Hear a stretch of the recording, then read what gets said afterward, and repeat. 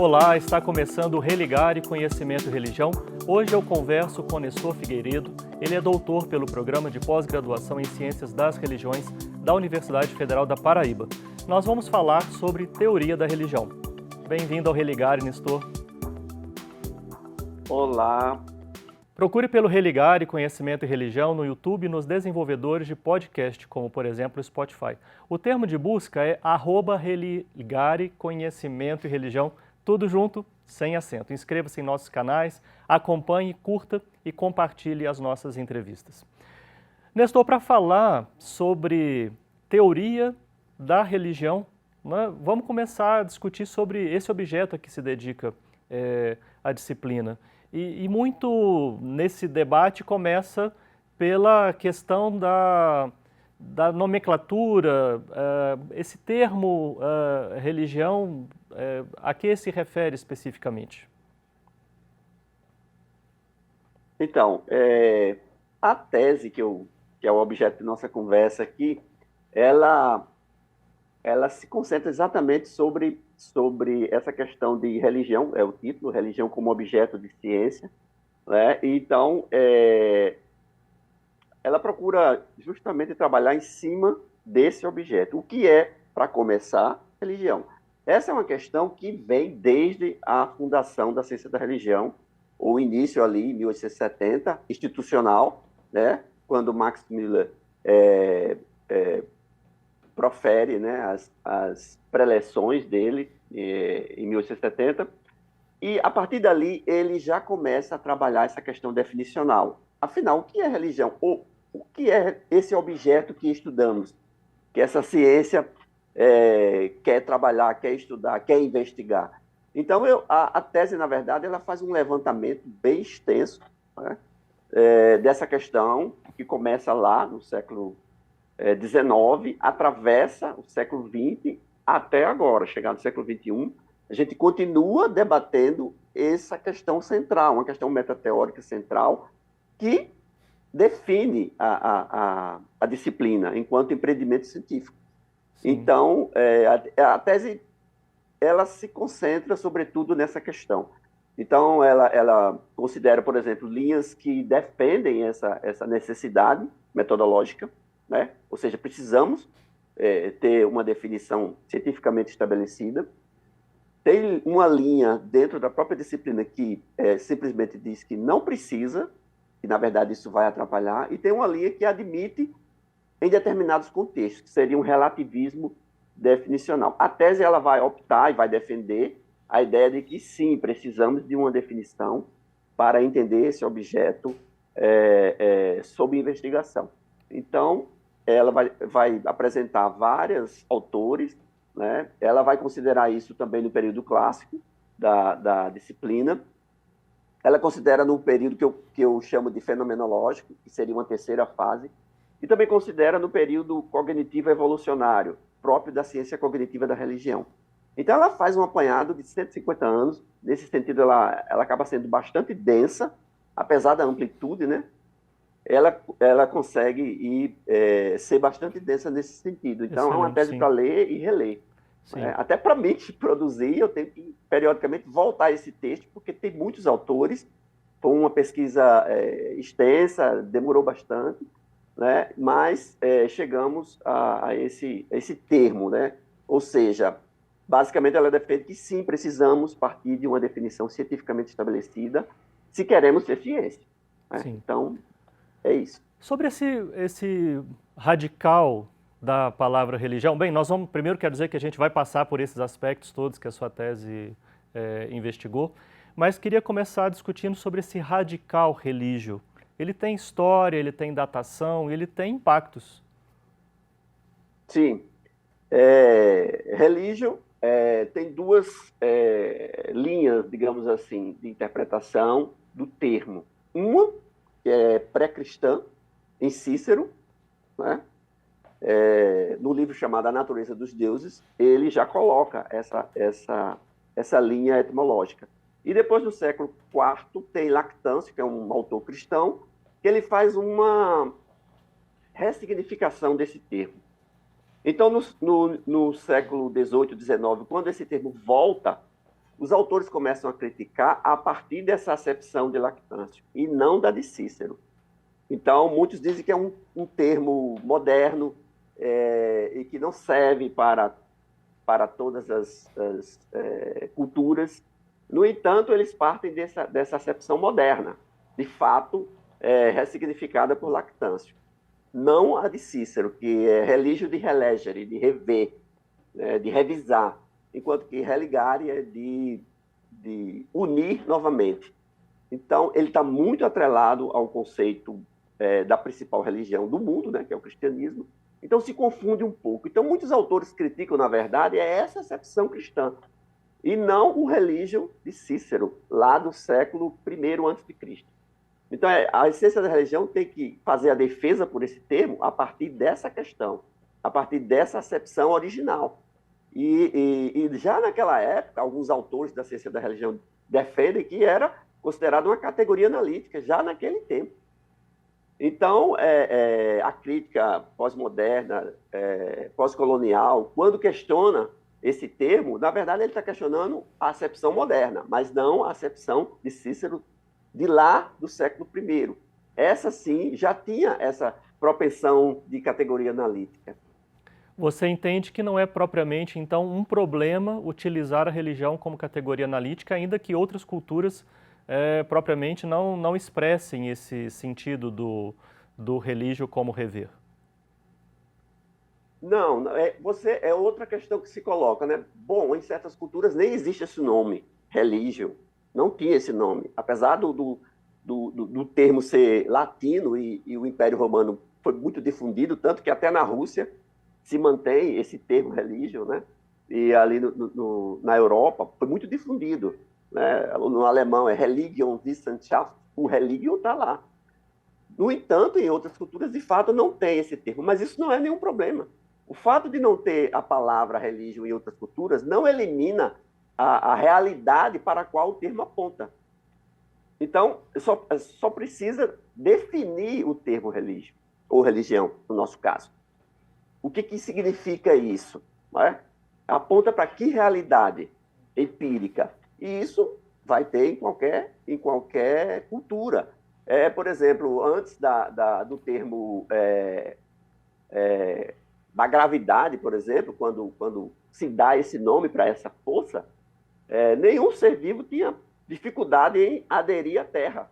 Isso existia, apenas se deu um nome a isso. Do ponto de vista de uma disciplina como a ciência da religião, ou mesmo do ponto de vista de outras disciplinas que se dedicam ao estudo da religião, são muitas as linhas interpretativas com relação ao que representa isso nas culturas, nas experiências.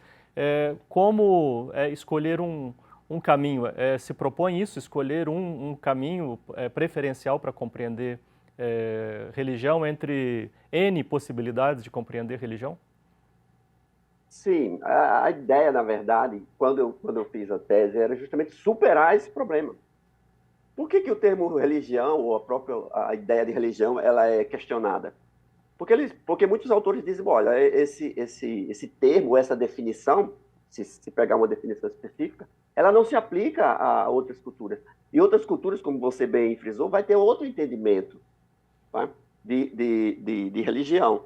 Então, a tese, quando ela defende uma abordagem definicional, certo? É justamente para superar essa questão, a partir da ciência da religião, obviamente. Ninguém está querendo impor a outras disciplinas. Mas, enquanto ciência desse objeto, a gente precisa ter uma definição do que é religião para nós. Nesse sentido, como a gente entende esse objeto, já que é uma ciência? Então, na tese, eu fiz uma análise, na verdade, de 79 definições, propus um modelo, que eu chamo de hipertextual, onde se chega à conclusão de que, nesse hipertexto, que seria um texto a partir do enunciado da definição, seja ela qual for, há uma convergência, independente de culturas. Então, o que está se defendendo é a ideia de que religião, enquanto capacidade natural do homem, ela é universal. No entanto, quando essa capacidade se manifesta em N culturas, obviamente ela vai ser contingencial, ela vai ter uma apresentação específica, um modo de manifestação específica daquela cultura. mas isso não importa. Essa parte contingencial, ela pode ter uma definição para cada caso. No entanto, essa capacidade natural do ser humano, que se chama religião, ela é universal, porque ela vai ser a mesma em qualquer cultura. Esse é o entendimento básico. E nas definições que eu fiz a análise, esse modelo hipertextual sobre o qual eu estou falando, existe uma relação de modos existenciais. Um modo humano e um modo sobre-humano. 95% dessas definições que eu analisei, elas trazem no hipertexto, mas não no enunciado do texto, esse modo existencial sobre-humano em articulação com o modo humano. Então, há uma convergência, né, um consenso nesse sentido. No texto, no enunciado da definição, né, na parte gramatical, há diferenças. No entanto, no hipertexto, que seria essa virtualização, ou esse estoque de significados para além do texto, há uma convergência, porque todas as definições que eu analisei, esses 95%, elas articulam esses dois modos existenciais, humano e o sobre-humano. Então, sim, há convergência nisso aí. A questão é como a gente definir religião no texto e não no hipertexto, de maneira a articular esses modos existenciais. Perfeito. Então, esse é o nosso desafio. Primeiro, defender o termo, como você observou. Religião é utilizável. E depois, propor um enunciado que contenha esses modos existenciais. Você já ia dizer sobre algum exemplo, né, para compreender essa categoria analítica do hipertexto que você propõe para o estudo do termo religião? Sim. Em primeiro lugar, esse modelo que eu propus estar na tese, ele não é tão fácil de explicar assim, e para as pessoas compreenderem, eu preciso realmente, por isso que eu vou dar esse exemplo, porque vai facilitar um pouco, né? Mas o modelo hipertextual, ele trabalha com, eu estou lendo aqui, um estoque de significados gerados pelo texto de cada definição em particular. Então, vamos pegar uma definição de dois filósofos. Eu vou primeiro citar de Kant, que ele diz que religião é o reconhecimento de todos os nossos deveres como mandamentos divinos. Depois de Schleiermacher, ele é um filósofo também. Religião consiste em nossa consciência de dependência absoluta de algo que, embora nos determine, não podemos determinar por sua vez. Vamos para uma terceira de outro filósofo, Spencer. Religião é o reconhecimento de que todas as coisas são são manifestações de um poder que transcende nosso conhecimento. E depois de um antropólogo, o Tylor, a religião é a crença em seres espirituais. Veja que cada definição dessa, ela diz uma coisa aparentemente diferente. Na primeira, eu chamo atenção para mandamentos divinos. Na segunda, ele fala em algo que nos determina. Na terceira, fala em poder que transcende. E na quarta, seres espirituais. Então, aqui há aquela ideia de articulação de modos existenciais, modos de existir. Nós, né? E o outro modo de existência, que é o sobre-humano. Então, mandamentos divinos, algo que nos determina, poder que transcende e seres espirituais, é esse sobre-humano. Então, no texto, isso vai aparecer de forma diferente. No hipertexto, que é esse estoque de significados a partir do texto, que não aparece no texto, ele é virtual, né? Daí hiper está suspenso ali, ligado por links de significado ou links semânticos. Você percebe que elas estão tratando da mesma coisa. Elas estão articulando um modo existencial nosso, ser humano, e um modo sobre-humano, que está acima de nós. Então, elas vão fazer, na prática, a mesma coisa. Então, elas convergem, sim, e têm um consenso. O desafio é a ciência da religião encontrar uma formulação gramatical, sintática mesmo, né? Uma frase e que compreenda todo esse processo. E que aí sim haveria um consenso. E a partir daí ela funcione propondo teorias, metodologias, porque isso abre um campo, define o escopo da ciência e também a agenda. E não fica uma coisa tão dissipada, não dissipa tanta energia, porque você vai trabalhar em conjunto. Vários cientistas trabalhando a partir de um ponto consensual, minimamente consensual.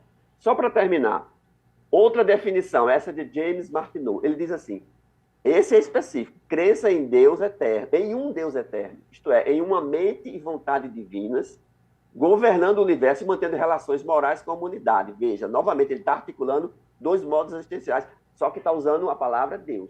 Os outros não usam Deus, usam divino, usam poder, seres, mas esse é o sobre-humano. Essa é a dimensão sobre-humana que ela é articulada, né, com nós humanos. Né? Lembrando que esse poder sobre-humano é uma postulação nossa. A ciência da religião não está interessada em provar se existe ou não esse sobre-humano. Ela está de investigar a partir do que nós afirmamos existir, certo? E veja a diferença de outra definição de um autor chamado F.H. Bradley. Olha a diferença, ele diz assim, religião é antes a tentativa de expressar a realidade completa da bondade através de cada aspecto do nosso ser. Veja que não há o elemento sobre-humano aí. Sim, ele sim. simplesmente não articula isso. Bem, apenas a parte da bondade do ser. Então, qualquer filosofia de vida, qualquer cosmovisão humana preenche esse requisito aqui. Mas ele está aquém desse outro aspecto do sobre-humano. E para concluir, o Martin Borg, ele emula do texto definicional aquilo que eu estou afirmando como modos existenciais. você disse também no início da nossa conversa que, passando pelos momentos clássicos da disciplina, pelo momento fenomenológico, você se dedicou também a um momento mais recente com a ciência cognitiva da religião. Como nós não vamos poder passar pelos outros, a gente podia talvez nos concentrarmos agora nesse debate, né, em que a ciência cognitiva da religião contribui para esse trabalho aí de teoria da religião, né, de compreensão da religião. Certo. Porque, primeiro, que a ciência cognitiva da religião ela é desconhecida ainda no Brasil. Poucos autores trabalham essa perspectiva. Lá fora, não. É uma coisa bem difundida. Ela surge em meados de 80, 90 do século passado, né, 1990, com um livro chamado Repensando a Religião, de Thomas Lawson e Robert Macaulay, que era um cientista da religião e um filósofo. Veja que eles estão emulando exatamente o início da ciência da religião, que era filosofia e história, né, como método, ambos. Então, a ciência cognitiva da religião, ela retoma a ciência clássica da religião. Isso é que é interessante. Ela dá protagonismo novamente ao aspecto da mente, religião como estrutura mental, que está lá nos clássicos. Né? A PUC Minas está fazendo um trabalho importante de tradução desses clássicos, e os estudantes brasileiros vão poder pesquisar isso em loco, numa tradução em português. E lá tem realmente Max Müller, Petro Stiller e Chantepie de La Saussaye, que estão considerados fundadores da ciência da religião do século XIX. Eles trazem religião e têm esse entendimento de religião como estrutura mental. E é por isso que nós podemos fazer ciência. A partir da estrutura mental, sim, podemos fazer. Né? Então, a ciência cognitiva da religião é uma retomada, em certo sentido. Obviamente, com ganhos metodológicos, porque o tempo passa, então houve um ganho. Então, hoje existe uma dimensão empírica muito grande de pesquisas que tentam demonstrar essa estrutura mental, né, a partir de achados empíricos. Então, ela trouxe essa dimensão empírica e se aproximou mais desse modelo científico, né, das ciências, digamos assim, as ciências naturais até. Então, ela é nova aqui no Brasil, não tem muita difusão, né, mas a gente precisa voltar um pouco os olhos para essa perspectiva cognitiva e evolucionária. Sim. Também tem esse aspecto. Então, tem pouca coisa traduzida, mas já está começando. Sim, estamos fazendo de fato, como você disse, né, a PUC Minas tem trabalhado com isso, o papel importante que exerce o Brasil Fernandes de Barros, que é doutor em Ciência da Religião aqui pela PUC Minas, que tem feito esse trabalho de tradução e você tem acompanhado, né, o trabalho do Brasil. E por falar da importância de resgatar esse momento fundacional, originário aí da disciplina Ciência da Religião, vocês aí na Universidade Federal da Paraíba estão organizando para recentemente um debate sobre o Friedrich Max Müller, né, agora no dia 6 de dezembro do ano de 2023. Fale um pouco para nós sobre esse evento e a gente conclui a nossa a nossa conversa. Inclusive, se você quiser saber mais sobre o evento, nós vamos deixar o link para você acessar. Certo. Esse evento, na verdade, é uma homenagem, né, ao bicentenário de Max Miller. No caso, 200 anos, né, de nascimento dele. Agora, no dia 6 de dezembro, a gente vai fazer uma live, um simpósio, na verdade. Convidamos alguns autores que trabalham especificamente sobre esse resgate, inclusive alguns da PUC Minas, para fazer essa homenagem, esse reconhecimento e registrar a importância desse momento. Você veja, em outras disciplinas como sociologia, os clássicos são uma questão de ordem sempre eles estão voltando aos clássicos para repensar algum ponto, né, da atualidade. Então, a gente precisa fazer esse resgate. A PUC Minas tem feito isso com a tradução. Alguns autores, eu me incluo, dentre os quais, têm feito isso também através de artigo. A minha tese tem um capítulo só sobre isso, né, dessa importância. E a gente vai fazer esse simpósio no modo live, justamente para marcar a importância de Max Miller para a ciência da religião. Muito obrigado. Então, vamos colocar mais uma vez aqui no vídeo. Quem quiser saber sobre esse evento no dia 6 de dezembro do ano de 2023, teosfera.com.br. E a gente vai estar bem em sintonia, porque um dia antes nós vamos ter um debate aqui na PUC Minas sobre teoria e método em ciência da religião, e a gente vai ter o prazer, inclusive, de contar com a sua participação, de outras doutoras, outros doutores que se dedicaram também a esse tema. Somos um projeto de extensão do Programa de Pós-Graduação em Ciências da Religião da PUC Minas. Conheça mais sobre as nossas atividades e cursos de mestrado e doutorado. Acesse a página pucminas.br/ppgcr. Obrigado a você que nos acompanha, obrigado a toda a nossa equipe. Nós voltamos na semana que vem. Um abraço muito cordial e até o próximo Religare Conhecimento e Religião.